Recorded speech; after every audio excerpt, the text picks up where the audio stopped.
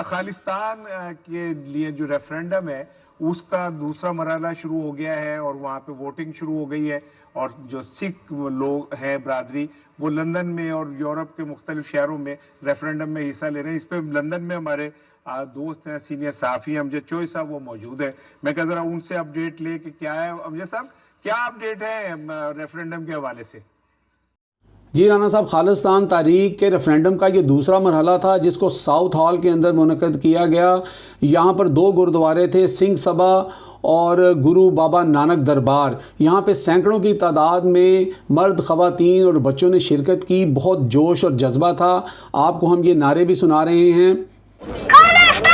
जिंदाबाद, जिंदाबाद, जिंदाबाद। आपने देखा कि लोग किस तरह नारे लगा रहे थे, जोश में थे और बड़ी पुरअमन यहाँ पर वोटिंग हुई। इंटरनेशनल ऑब्जर्वर मौजूद थे, किसी किस्म की कोई बदमज़गी यहाँ पर नहीं हुई और लोग अपने राइट को एक्सरसाइज कर रहे थे। यहाँ पे बहुत सारे लोगों से हमने बात की, वो बड़े परेशान थे। वो कह रहे थे कि हमारे पंजाब का इस वक्त वहाँ की जो मोदी की गवर्नमेंट है उसने बेड़ा गर्क कर दिया है। हमारे नौजवान जो हैं वो नशे की लत में फंस चुके हैं। वहाँ पे डिसिप्लिन की गोली इस तरह नहीं मिलती जैसे वहाँ पे नशाबार अद्वियात और दीगर चीज़ें मिल जाती हैं।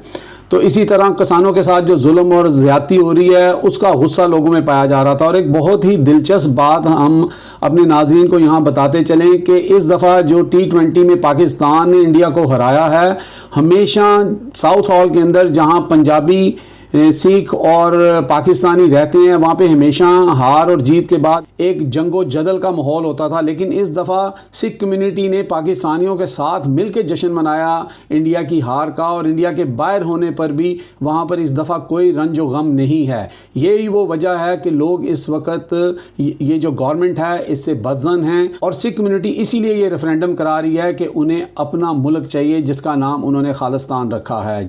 बहुत शुक्रिया अमजद चोई साहब आपसे बात करने का। क्रिकेट की बात आपने खत्म की, मैं क्रिकेट से हम ही स्टार्ट कर दें। 24 साल बाद ऑस्ट्रेलिया की टीम जो है पाकिस्तान आ रही है और ये